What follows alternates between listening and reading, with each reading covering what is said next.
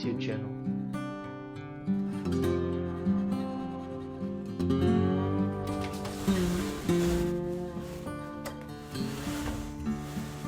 Hey, you see my glasses? Oh yeah!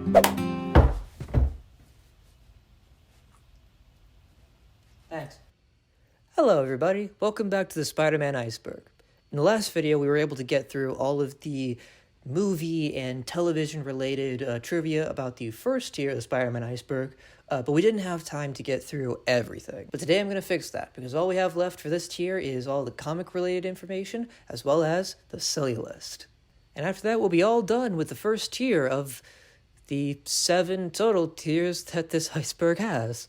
We're going to dive right into it, but before we do, it's time for the shout-out. Today's shout-out goes out to Sambrosia Illustrations. Graduating from Northern Illinois University with a bachelor's degree in arts, she's currently working in advertising. However, according to her Instagram bio, illustration is her passion. She's an amazing artist with a particular interest in character design, these being some of my personal favorites of her published work. And while she is, like I said, working in advertising right now, she does want to make her passion her career, specifically for character design and similar things. A career that I'm very much determined to help grow in whatever way I can. Because not only is she a talented artist, but she's also my older sister. But nepotism is far from her only marketable skill. I can't say it enough that she's a talented artist, but not only is she a talented artist, she's also one of the most hardworking people I've ever met, and also, before I was born, and before the time that my parents knew whether or not I'd be born as a boy or a girl, my sister had a dream wherein she had a conversation with Jesus. And not only did she have a conversation with Jesus, Jesus told her that I would be born as a boy, and that my name would be Mark, even though my parents wasn't considering that as my name. And what do you know? Dream Jesus was 2 for 2. So yeah, not only would you be keeping track of a magnificent artistic talent, but you'd also possibly be following a biblical prophet. And while you're waiting for the big man upstairs to deliver the good news once again, consider reaching out to Sam for commissions if you have any characters that you'd like to see illustrated in her style. And even if you don't have any ideas just yet, still feel free to follow her on Instagram, follow her work, engage with her content, and, make her a star. Thank you so much, Sam, for being the best childhood roommate a kid could ask for, and thank you all for watching. Whether you're new or you're coming back from another video, it very much warms my heart that you're interested in my work, and you like to hear me ramble about Spider-Man for however long I feel like it. And of course, like, subscribe, and all that stuff, and hit the notification bell so you can be up to date with all the stuff I post on this channel. Now that we've got those bases covered, it's time to dive right in to the rest of the Spider-Man Iceberg. Or at least Tier 1 of the Spider-Man Iceberg. Starting with, of course, the comics.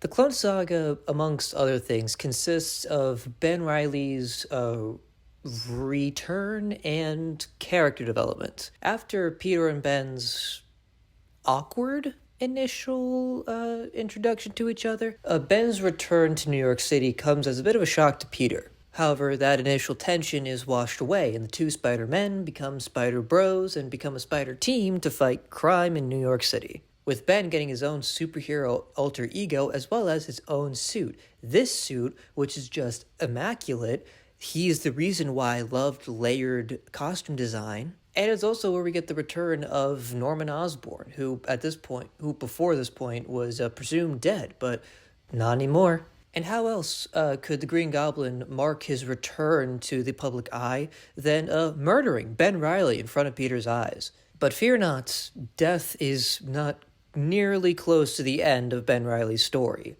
just like every other comic book character to ever exist. It's also not like the entire story of the Clone Saga either. However, there's so much information, and a lot of it's really like it's all worth its own video, to put it briefly. Like, we get introduced to Kane in the Clone Saga, who's another clone of Peter Parker who tries to frame Peter for murder. There's also, like, the recollection that it might be possible that Peter Parker is the actual clone and Ben is the original.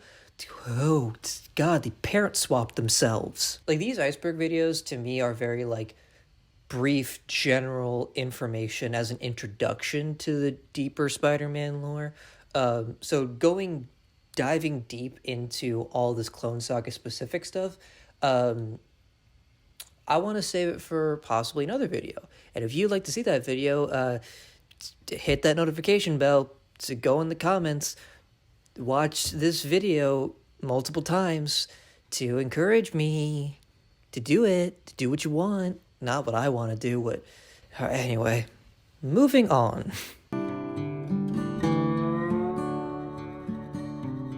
One More Day is the story of Peter Parker making a deal with the devil to save Aunt May's life after Peter revealing his identity causes Aunt May to get accidentally shot. In the Civil War event in the comics, don't worry, it's relevant, there is a huge, political thing going on.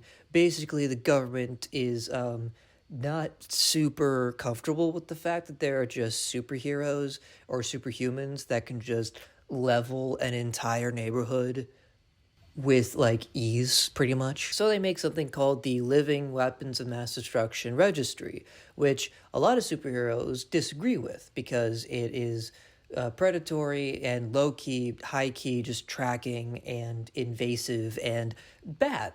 However, other heroes like Tony Stark, for one reason or another, are fine with this and actually want this to happen. And Tony pretty much pays Peter to be on his side. And Peter does remain on Tony's side until the aftermath of him revealing his identity, which was actually Tony's idea. Tony wanted Peter to reveal his identity, not because of what he told Peter, which is that it's the best option for him to keep him and his loved ones safe. Tony didn't care about that. There's a very distinct difference between MCU Tony and comic book Tony. MCU Tony is just trauma and guilt complex personified. Tony's a bastard in the comics, just straight up. He's arrogant, egomaniacal. He thinks that just because he has all the money in the world and because he's a smart cookie, that makes him never wrong and he knows everything and everyone, and he just doesn't care.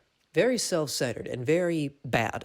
Does not disqualify you from liking this version of Tony because he actually is human, but this one still sucks. This one's still bad, and he didn't care about Peter's safety. Instead, he cared more about the optics of having a superhero who is renowned for keeping his identity a secret on his side of a intense political conflict where his side is characterized by the government wanting to know everything about everyone and everybody, including their identities and including their superpowers. And believe it or not, this was not the best move for Peter to keep his loved ones safe, because before the broadcast had even ended, Kingpin was on the phone with a hitman with a mark for Peter Parker's head. The hitman tracks Peter down to a motel where he's hiding out in with Aunt May and Mary Jane. The hitman takes a shot, but lucky for Peter, he has spider sense, and he has the ability to dodge a speeding bullet. Unfortunately, Aunt May doesn't. Due to the placement of the injury, as well as her advanced age, and as well as the fact that she has limited financial resources, things aren't looking good for her. And it continues to look bad even after Peter attempts to cash in every single favor he possibly can. And Peter is really close to accepting the inevitable. That is until, as he's walking back to the hospital from Dr. Strange's house, a mysterious little girl approaches him on the street. The girl pretty much says, I know what your problem is and I can fix it, and insists on Peter following her into an alley. Peter being desperate at this point, and also just being Peter, he follows the little girl into the alley, but instead of seeing a little girl in an alley, when he walks into the alley, I said alley a lot. Anyway, when he walks into the in-between buildings place, he comes face to face instead with the devil. Well, not actually the devil, it's technically Mephisto, who is separate from the actual devil, but this is Marvel, and it's a comic book, and also this is Spider-Man, so who cares, it's close enough. Mephisto offers a deal to save Aunt May's life, but at a tremendous cost. And because this is such a serious decision, Mephisto gives Peter until midnight to come to a final decision, because of course it's always midnight. Peter and Mary Jane take this time to deliberate and field out their options. And knowing the cost of what this deal would mean, it takes a while for them to come to the tragic but necessary conclusion that they do. So when Mephisto returns to hear Peter's answer, he is pleased when Peter tells him that he'll take the deal, constituted thusly. Mephisto will rewrite history so that Aunt May never gets shot.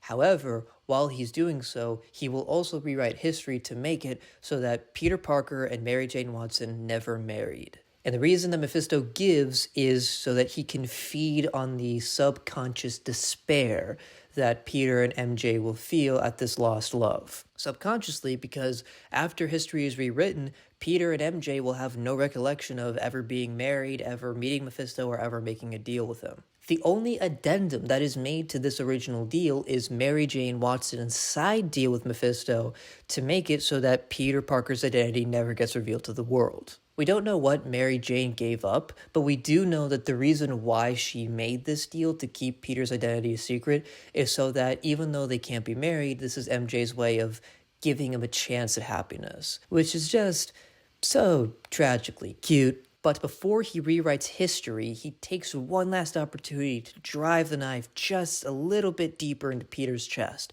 by telling him that the disguise of the mysterious girl that Peter initially met was actually Peter's daughter, that he would have had in the future, but due to his actions in the present, he'll never get to meet now. And then after that, history is rewritten. Peter wakes up in his childhood bed, has breakfast with Aunt May, who is happy and healthy. After the breakfast, Aunt May, Peter, Mary Jane, and other mutual friends prepare a surprise party for Harry Osborn because he's coming back from Europe. And the story ends with everybody going about this new day, blissfully unaware of what the past truly looked like before.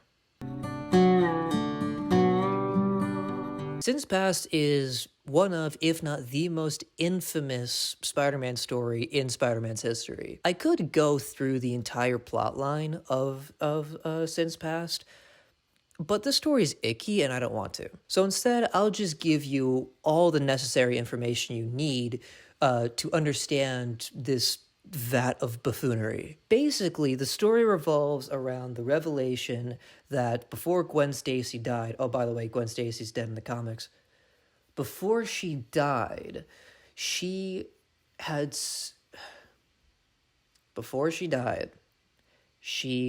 while still being in a relationship with Peter Parker, shared an intimate night with Norman Osborn. There's a lot wrong with this. And things are made even worse because MJ hears Gwen and Norman arguing about the fact that they went square dancing. And thanks to that little rodeo, Gwen got do-si-doed into being pregnant with Norman Osborn's twins. It doesn't stop there, because when MJ overheard this, Gwen caught her overhearing this and made her promise not to tell Peter, who, you know, is Gwen's boyfriend at the time and also is very close friends with Mary Jane and Gwen. Well, MJ is close friends with both Peter and Gwen. You get it. I have to stim so that I can cope with the awful. So yeah, 7 months later, Gwen has the twins in a hospital in Europe. By the way, the kids aren't premature, they just they mature at an advanced rate because their father takes goblin steroids, and yeah, it's not necessary information, which I said I was just going to give you the bare minimum, so I do apologize. But yeah, Gwen has the kids in Europe, leaves them there, comes back to the US, back to New York City, just in time to get thrown off a bridge, specifically by her side piece himself, Norman Osborn. And what makes this worse is that, like I said before, Gwen made MJ promise not to tell Peter. And MJ kept that promise. Which, like, I'm not a fool. I grew up, being taught, like everybody else, that, promises are sacred and they're meant to be kept and you shouldn't break a promise. Except that there are some promises you absolutely should break, like this one. Furthermore, I think that there are some promises that you are encouraged to break, like this one. Like a promise to a close friend of yours that's in a committed relationship with another close friend of yours, and the close friend tells you, hey, I know you know that I cheated on our mutual close friend with the corporate fossil that, lives to make our close friend miserable. Yeah, don't tell him, but promise, right? Promise? Good.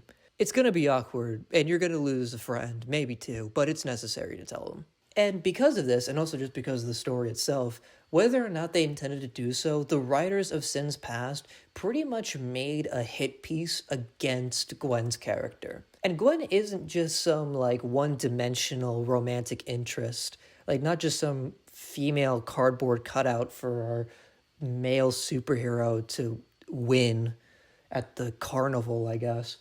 She was a fully fleshed out character. She was a very beloved character and one that holds very, like, big significance in Peter Parker's personal history.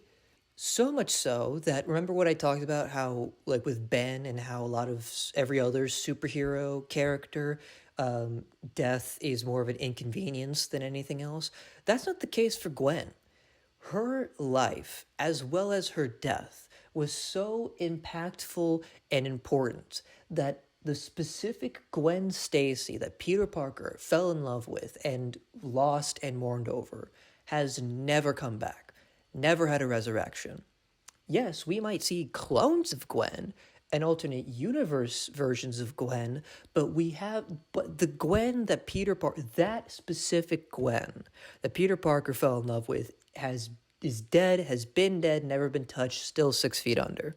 Which makes this story all the more confusing. Like, why? Also, because Sins Past also puts MJ's character into question. Because she made the conscious choice to not tell Peter about the affair, even though it has a lot of significant impacts to him, and he absolutely should have been a part of this whole ordeal. And also, it's not like Peter would have, like, gone evil or anything like that. Like, he's a decent person. He would have been understanding. He probably would have not had the best response, but who would have?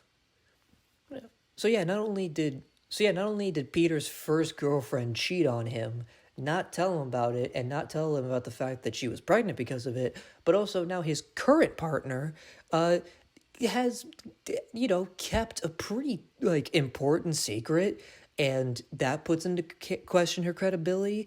Because, why not? It's not like female comic book characters haven't had enough to deal with in their history. But fortunately for everyone, this story has been retconned, so it no longer exists. Unfortunately, it took Marvel 20 years to get about actually retconning it, so, you win some, you lose some. However, this story no longer exists. It's dead, it never existed, and I don't need to talk about it anymore, so we're going to be moving on.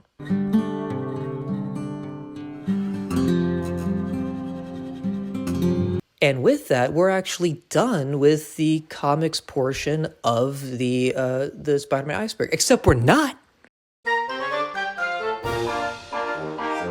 Sam Raimi in the Ultimate Universe. Basically, Sam Raimi in our universe made the Spider-Man movies, but this Sam Raimi did the same thing, except it's in a universe that actually has Spider-Man. Spider-Man had to save Sam Raimi and Tobey Maguire, who also played him in that universe as well. He had to save them and pretty much everyone else on set that day, specifically the day that Otto Octavius, yes, the Doc Ock himself, started rampaging across the set because they hired his ex-wife or something and that made him mad. So Ultimate Universe Sam Raimi. Mega Chad move or something like that. Big Wheel. Dude with last name Wheel hires a guy named Tinkerer to make him a big wheel so he can commit crimes with it. Ends up at the bottom of the river. There's more to his story, but I don't care. Spider-Mobile. 4 times the wheel. 10 times the personality of Big Wheel. Also ends up at the bottom of a river. However, there is a replica of this in the Smithsonian. Not our Smithsonian. The comic book Smithsonian. It's sad if there's not a Spider-Mobile replica. Lightning trivia round. Man Spider. Anytime that Spider-Man is mutated to be a man spider instead, which is visual aid here. Yes, there's space here. The rest I can remember off the top of my head is when Brainchild mutated him, when Plant-Man mutated him, and when the Queen mutated him. The Queen that controls insects and arachnids, not the Queen that used to control British tabloids. Peter Parker's parents, who did not in fact pick pickled peppers. Rather than being pickled pepper pickers, they worked for the CIA, with Richard Parker being recruited by Nick Fury himself. While working for the CIA, Richard fell in love with a woman named Mary Fitzpatrick. They fell in love, got married, had a son, guess who that is? However, while on an assignment to spy on the Red Skull figured out that they were double agents, he had them killed in the plane crash, and then had them framed for treason, just for good measure. Luckily for Peter, oh by the way, Peter's their son in case you didn't know. Luckily for their son Peter, Richard had a brother named Ben, who had a wife named May, who were really excited, always wanted to have kids, but never could have kids, and now they do have a kid, because Peter needs a parent figures, and yeah, they were more than happy to do that, and yeah, that's the story of Peter Parker's parents. Now that we're done with that, we can get on to what we've all been waiting for, the introduction, the debut of the award-winning, critically acclaimed, Oscar-nominated, well, next year, the Oscars just happened, the one and only, the great and wonderful Silly List. And with no particular order, the first on this list is none other than Spooderman. This is Spooderman. There is no additional information of importance about Spooderman. However, on a side, if I had a nickel for every time that a fictional character that I really liked had a fan base where somebody made a rough MS Paint interpretation of that character, posted it online, and that MS Paint version of the character became so popular it pretty much became their own character, like its own separate character, I'd have 2 nickels, which isn't a lot, but it's weird that it happened twice. Second up is the 67 memes, which is fortunately not a dog whistle, but instead is in reference to the fact that the 1967 animated Spider-Man series is just a goldmine for meme formats. Pretty much every single frame of the animated series has been used in one way or another to make all varieties of internet funnies. My personal favorite being the multiple Spider-Man meme. It's one of the more popular ones, and it's also one of the most versatile ones. It has a lot of outreach, so even if you're not talking about Spider-Man specifically, you can still use the meme format to talk about, like, The Witcher, or Halo, or